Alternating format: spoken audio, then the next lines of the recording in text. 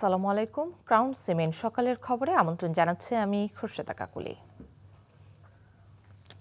হযরত শাহজালাল আন্তর্জাতিক বিমানবন্দরের কার্গো ভিলেজে লাগা আগুন ৭ ঘন্টার চেষ্টায় নিয়ন্ত্রণে আনা গেছে, তবে এখনও অনেক জায়গায় ধোঁয়া উঠতে দেখা যাচ্ছে। পুরোপুরি নির্বাপনে কাজ করছে দমকল বাহিনী। অগ্নিকাণ্ডের ঘটনায় বিমান ওঠানামা বন্ধ থাকায় বিড়ম্বনায় পড়তে হয় বিদেশগামী যাত্রীদের। শনিবার রাত ৯টার পর থেকে বিমান চলাচল পুনরায় শুরু হয়। সকাল থেকেই রিশিডিউল ফ্লাইট ওঠানামা সহ বিমানবন্দরের স্বাভাবিক কার্যক্রম চলছে। তবে অগ্নিকাণ্ডের কারণ ও ক্ষয়ক্ষতির পরিমাণ এখনও জানা যায়নি। এসব কারণ অনুসন্ধানে ৭ সদস্যের তদন্ত কমিটি গঠন করা হয়েছে। আগামী ৫ দিনের মধ্যে তদন্ত প্রতিবেদন জমা দেওয়ার নির্দেশ দেওয়া হয়েছে। এদিকে এই অগ্নিকাণ্ড সহ সাম্প্রতিক সময়ে দেশের বিভিন্ন স্থানে আগুন লাগার ঘটনা গভীরভাবে পর্যবেক্ষণ করছে অন্তর্বর্তী সরকার। এসব ঘটনায় নাশকতা বা পরিকল্পিতভাবে অগ্নিসংযোগের কোনো বিশ্বাসযোগ্য প্রমাণ পাওয়া গেলে তাৎক্ষণিক ও দৃঢ় পদক্ষেপ নেওয়া হবে বলে সরকারের পক্ষ থেকে বিবৃতি দেওয়া হয়েছে। বিমানবন্দরে আগুনের খবর জানতে যাচ্ছে আমাদের স্টাফ রিপোর্টার জুবাইর প্রধানের কাছে। জুবাইর, কার্গো ভিলেজের আগুনের সবশেষ কি খবর আছে আপনার কাছে?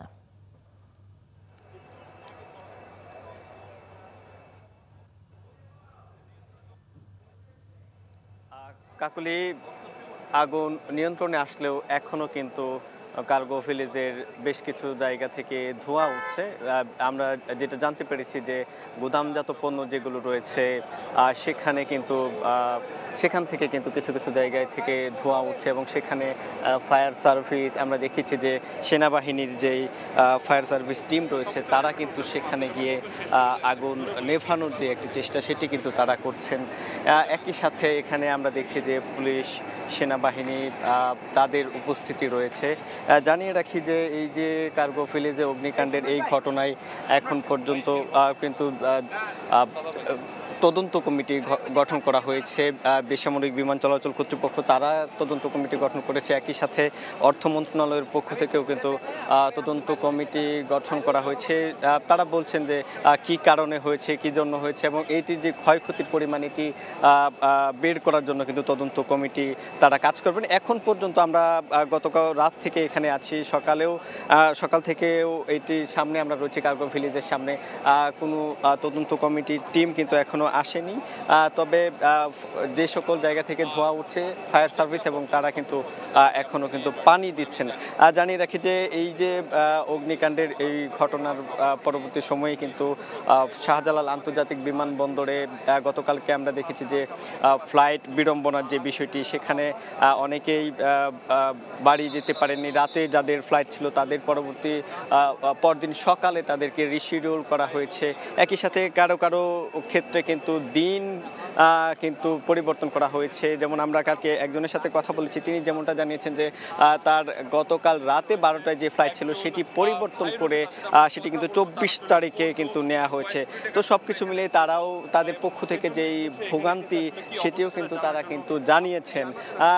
এবং এখানে কিন্তু শুধুমাত্র গণমাধ্যম কর্মী যারা রয়েছেন প্রবেশাধিকার কিন্তু সীমিত করেছে বেসামরিক বিমান চলাচল কর্তৃপক্ষ। এখানে গণমাধ্যম কর্মী ব্যতীত অন্য কাউকে কিন্তু তারা প্রবেশ করতে কিন্তু দিচ্ছেন না। সর্বসাধারণ যারা রয়েছেন তাদের প্রবেশাধিকার কিন্তু সীমিত করা হয়েছে এবং তদন্ত কমিটি আসবেন, এখানে তারা ভিতরে প্রবেশ করবেন এবং আনুষঙ্গিক যে ক্ষয়ক্ষতি এবং ভিতরে যে দৃশ্য তারা পরিদর্শন করে গণমাধ্যমের সাথে কিন্তু কথা বলবেন। তো কাকুলি, এই ছিল আমার কাছে সবশেষ। দর্শক, আমরা জানছি কার্গো ভিলেজের আগুনের খবর। এবার যাব সিনিয়র করেসপন্ডেন্ট সেলিম মালিকের কাছে। সেলিম, ক্ষয়ক্ষতির পরিমাণ নিরূপণ এবং তদন্ত কমিটি কি কাজ শুরু করেছে?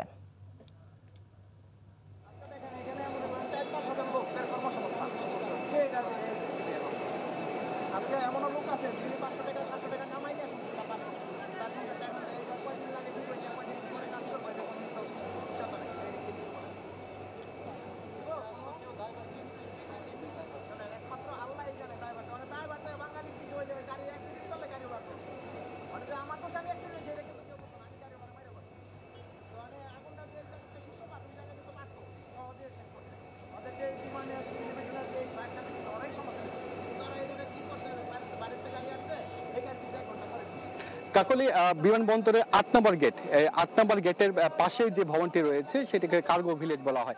এখানে মূলত বিদেশ থেকে যেসব পণ্য আমদানি করা হয় সেই সব আমদানি করা পণ্য কিন্তু এই কার্গো ভিলেজে রাখা হয় এবং সেসব পণ্যেই কিন্তু আসলে আগুনটা লেগেছে। বিমানবন্দর কর্তৃপক্ষ যেটি বলেছে যে এই কার্গো ভিলেজে মূলত তৈরি পোশাক শিল্প মালিকদের যে আমদানি করা বিভিন্ন ধরনের কাঁচামাল এবং দাহ্য পদার্থ সেগুলো আসলে এখানে পড়া হয়েছে। বিশেষ করে দাহ্য পদার্থের কারণে কিন্তু আগুনের তীব্রতা কিন্তু বেশি হয়েছিল বলে বিমানবন্দর কর্তৃপক্ষ জানিয়েছে। তবে কি পরিমাণ কাঁচামাল এবং তৈরি পোশাক শিল্পের যে কাঁচামাল রয়েছে এবং দাহ্য পদার্থ কি সেটার আসলে ক্ষতির অঙ্কটা কতটুকু সেটা কিন্তু বিমানবন্দর কর্তৃপক্ষ কিন্তু জানাতে পারেনি। তবে বিজিএমএ অর্থাৎ পোশাক শিল্প মালিকদের যে সংগঠন রয়েছে তারা পোশাক শিল্প বিদেশে রপ্তানি করে তাদের পক্ষ থেকে একটা হিসাব দেওয়া হয়েছে। তারা যেটি বলছে যে এইখানে কার্গো ভিলেজের একটা অংশই ছিল আসলে বিজিএম এর সদস্যদের জন্য নির্ধারিত, অর্থাৎ যত ধরনের কাঁচামাল আসতো সেখানে এই ভিলেজের বিজিএম এর যে আউটলেটটা ছিল এখানে সেখানে রাখা হতো। তারা যেটি বলছে যে এখানে কয়েকশো কোটি টাকার আসলে পণ্য এখানে মজুত করা ছিল সেগুলো আসলে পড়ে গিয়েছে। তবে সেটি আসলে তারা নির্দিষ্ট বলতে পারে না যে আসলে 1000 কোটি বা কয়েকশো সেই ক্ষতি পরিমাণটা কত সেটাও কিন্তু বিজিএম এর কর্তৃপক্ষ বলতে পারে না। তবে বিজিএম এর কর্তৃপক্ষের একটি দল আসলে এখানে ভিজিট করার কথা রয়েছে বলে আমরা জানতে পেরেছি। এছাড়া শুধুমাত্র এই তৈরি পোশাক শিল্প নয়, এর পাশাপাশি কিন্তু ইলেকট্রনিক যন্ত্রপাতি এবং খেলনা এছাড়া হালকা যন্ত্র কিন্তু বিভিন্ন ধরনের যন্ত্র কিন্তু আমদানি করা হতো সেগুলো কিন্তু আসলে পুরে শেষ হয়ে গেছে। আসলে সব মিলে আসলে কি পরিমাণ ক্ষতি হয়েছে এবং পুরো ক্ষতির পরিমাণ কত সেটি কিন্তু আসলে কোনো কর্তৃপক্ষ আসলে নির্দিষ্ট করে বলতে পারেনি। তো এইগুলো আসলে তদন্তের জন্য বিমানবন্দর কর্তৃপক্ষ একটি 6 সদস্যের কমিটি গঠন করা হয়েছে যারা আগামী 5 দিনের মধ্যে ক্ষয়ক্ষতি কি পরিমাণ হয়েছে সেটি আসলে তদন্ত করে দেখবে।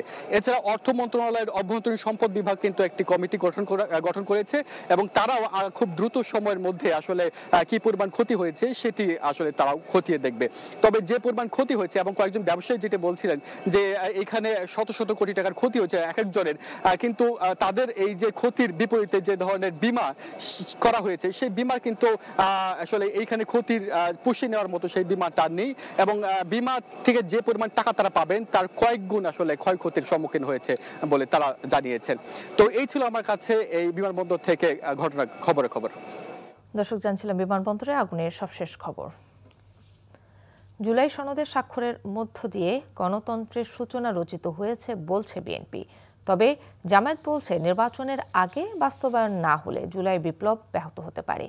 আইনি ভিত্তি ছাড়া জুলাই সনদের কোনো গ্রহণযোগ্যতা নেই মন্তব্য করে বিশ্লেষকরা বলছেন এটি অস্পষ্ট সনদ, এটি রাজনৈতিক দলগুলোর স্বার্থ রক্ষার এক চুক্তি। ওবায়দুল্লাহ মামুনের রিপোর্ট। রাজনৈতিক দলগুলোর সঙ্গে 8 মাসের সংলাপ শেষে স্বাক্ষরিত হলো জুলাই জাতীয় সনদ 2025। তবে সনদের আইনি ভিত্তি ও বাস্তবায়ন নিয়ে শঙ্কা থাকার কথা বলে সই করেনি এনসিপি। কি টেক্সট সেখানে থাকবে সেই নিশ্চয়তা আমরা পাচ্ছি না। 1400 শহীদ আর 30,000-এর বেশি মানুষের রক্তের বিনিময়ে যে জুলাই সনদ তা কতটা জনস্বার্থ রক্ষা করবে? রাজনৈতিক দলগুলো বলছে সনদ স্বাক্ষরের মধ্য দিয়ে গণতন্ত্রের সূচনা বা আইনি ভিত্তির যাত্রা শুরু হলো। গণতান্ত্রিক সংস্কৃতির চর্চা এটা অব্যাহত রাখা, যার যাত্রা শুরু হয়েছে জুলাই জাতীয় সনদ স্বাক্ষরের মধ্য দিয়ে। আইনি ভিত্তি যে না পায়, যে সংস্কারগুলো হয়েছে চূড়াতে বিষয়, সেই বিষয়গুলো তাইলে আগের যে শাসক গোষ্ঠী ছিল যাদেরকে আমরা ফেসিস্ট বলছি, ফেসিস্ট শাসক, সেই যুগেরই আবার পুনর্বর্তন পুনঃপ্রতিষ্ঠার রাস্তা উন্মুক্ত থাকবে। জুলাই সনদ কি ঐতিহাসিক নাকি হতাশার উপাখ্যান? প্রশ্নের উত্তরে আইনজ্ঞরা বলছেন এটি রাজনৈতিক দলগুলোর স্বার্থ রক্ষার এক চুক্তি মাত্র। এই যে চুক্তিটা হয়েছে সামাজিক চুক্তি, এইটা বাস্তবায়ন না হলে কি করবে সেটা পর্যন্ত ওখানে লেখা নাই। আপনি কিভাবে বাস্তবায়ন করবেন? যদি না করে তাহলে অ্যাকশন কি? যেমন আপনি একটা চুক্তি করলেন, কোনো পক্ষ ভায়োলেট করলে আপনি আরবিট্রেটর নিয়োগ করেন, সালিশ, অথবা ফাইনালি কোর্টে যান। তো এইটা যদি ভায়োলেট করে কে কোথায় যাবেন? সুতরাং ইটস এ ভেগ এগ্রিমেন্ট। এটা হলো জাস্ট রাজনৈতিকভাবে যার সেফ এক্সিট, এবং যারা লোভী ক্ষমতায় যাবে এরা এদের স্বার্থ সংশ্লিষ্ট বিষয়গুলি নিয়ে একটা লোক দেখানো লৌকিকতা দেখে একটা চুক্তি করছে, যার ফলাফল আইনি ভিত্তি জাস্ট জিরো। অপরদিকে জুলাই সনদ অস্পষ্ট ও আইনি কাঠামো নেই এমন কথা জানালেন রাজনীতি বিশেষজ্ঞরা।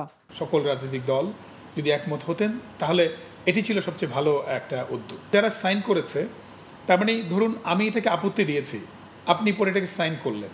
তার মানে আপনি যখন ক্ষমতায় আসবেন তখন কিন্তু আপনি আপনার কাছে দুটোই থাকলো, আপনি ইচ্ছা করলে এটাকে ইমপ্লিমেন্ট করতেও পারেন, নাও করতে পারেন। কারণ এই যে সাইন সিগনেচারগুলো হয়েছে ওই নোট অফ ডিসেন্ট বা আপত্তি ওগুলোকেও কিন্তু সিগনেচার করা হয়েছে। Obaidullah Mamun, NTV news, Dhaka. চট্টগ্রাম বন্দরে গেট ফি বাড়ানোর প্রতিবাদে দ্বিতীয় দিনের মতো পণ্যবাহী ট্রাক, কাভার্ড ভ্যান সহ সব ধরনের গাড়ি বন্ধ রেখেছে পরিবহন মালিকরা। ফলে ব্যাহত হচ্ছে আমদানি রপ্তানি। পাশাপাশি সিএমএফ এজেন্টরা আজ থেকে 4 ঘন্টার কর্মবিরতি পালন করছে। এতে করে আমদানি রপ্তানি ও পণ্য পরিবহন বন্ধ হয়ে পড়েছে। দেশের আমদানি রপ্তানির সিংহভাগ চট্টগ্রাম বন্দরের মাধ্যমে পরিচালিত হয়। এ কারণে প্রতিদিন গড়ে 10,000 গাড়ি প্রবেশ করে বন্দরের জেটিসমূহে। হঠাৎ করে বন্দর কর্তৃপক্ষ প্রতিটি গাড়ির জেটিতে প্রবেশ ফি 57 টাকা থেকে বাড়িয়ে 230 টাকা নির্ধারণ করে। এতে পরিবহন মালিকরা ক্ষুব্ধ হয়ে পণ্য পরিবহন বন্ধ করে দেয়। এতে বন্দর এলাকায় অচলাবস্থার সৃষ্টি হয়েছে। সাভারে বিউপির শিক্ষার্থীকে সংঘবদ্ধ ধর্ষণের ঘটনায় মিঠু বিশ্বাস নামে এক যুবককে গ্রেফতার করে পুলিশ। রাত 1টার দিকে রাজধানীর তেজগাঁও থানার তেজকুনিপাড়া এলাকায় অভিযান চালিয়ে তাকে গ্রেফতার করা হয়।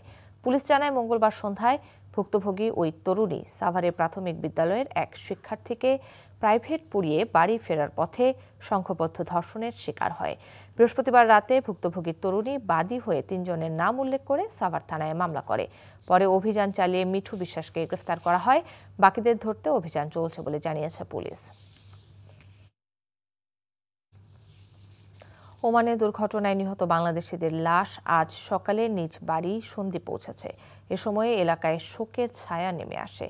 গতকাল রাত 9টায় ওমান থেকে সরাসরি ফ্লাইটে চট্টগ্রাম শাহ আমানত বিমানবন্দরে পৌঁছে 7 প্রবাসীর লাশ।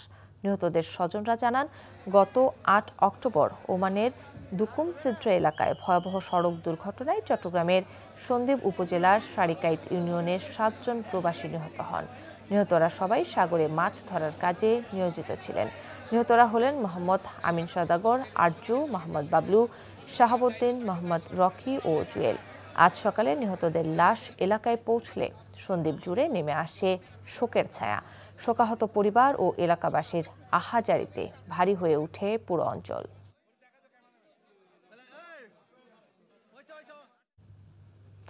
রাজবাড়ীর কালুখালী উপজেলায় সুদ কারবারিদের দৌরাত্মে বিপাকে পড়েছেন স্থানীয়রা। রফিকুল ইসলাম ও তার কয়েকজন সহযোগীকে নিয়ে তিনি গড়ে তুলেছেন সুদের সিন্ডিকেট, যেখানে আর্থিকভাবে লাভবান হওয়ার বদলে ক্ষতিগ্রস্ত হচ্ছেন কেউ কেউ। ভুক্তভোগীদের অভিযোগ, প্রশাসনের দ্বারস্থ হয়েও প্রতিকার মিলছে না। ফরিদপুর থেকে সঞ্জীব দাসের পাঠানো রিপোর্ট।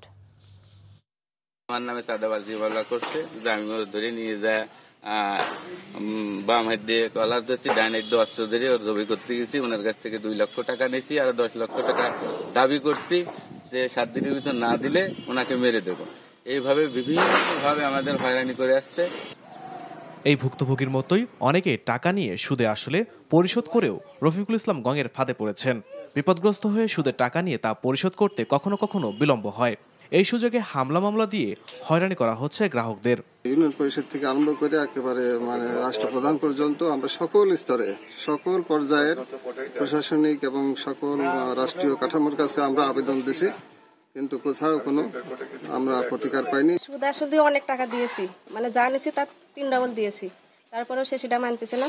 আমার টাকা জমা দেওয়ার পরে উনি আর কেসও তোলে না, টাকাও মামলাও তোলে না, কোনো কিছু না। আমরা আবার এদের পাশে ঘুরতে ঘুরতে এখনো ঘুরতেইছি। রফিকুলের বিরুদ্ধে মাদক ব্যবসা ও সেবনের অভিযোগ রয়েছে। এদিকে আইনজীবীরা বলছেন, ব্যক্তিগতভাবে সুদ ও দাদন বেআইনি, তাই এর থেকে দূরে থাকা উচিত সাধারণ মানুষের। রাষ্ট্রীয় আইন ব্যবস্থায় ব্যক্তিগত পর্যায়ে সুদ এবং দাদন ব্যবসাটা সরকার বেআইনি ঘোষণা করেছে। এটি আসলে সুযোগ নাই, এটি শুধুমাত্র আর্থিক প্রতিষ্ঠানের ক্ষেত্রেই তারা আর্থিক লেনদেনের সুযোগ রয়েছে। এ বিষয়ে অভিযুক্ত রফিকুল ইসলাম সুদের টাকা দেওয়ার কথা অস্বীকার করেন।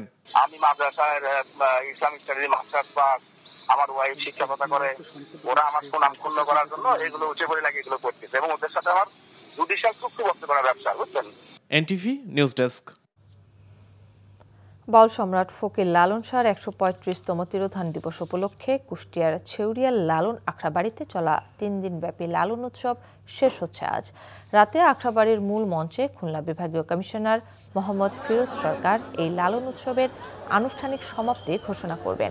লালন রীতি অনুযায়ী পহেলা কার্তিক সন্ধ্যায় অধিবাস, পরের দিন সকালে বাল্য ও দুপুরে পূর্ণ সেবার মধ্য দিয়ে সাধুসঙ্গ শেষ হওয়ায় গতকাল বিকেলে লালন অনুসারীদের অনেকেই ভারাক্রান্ত মনে আখড়াবাড়ি ছেড়েছেন।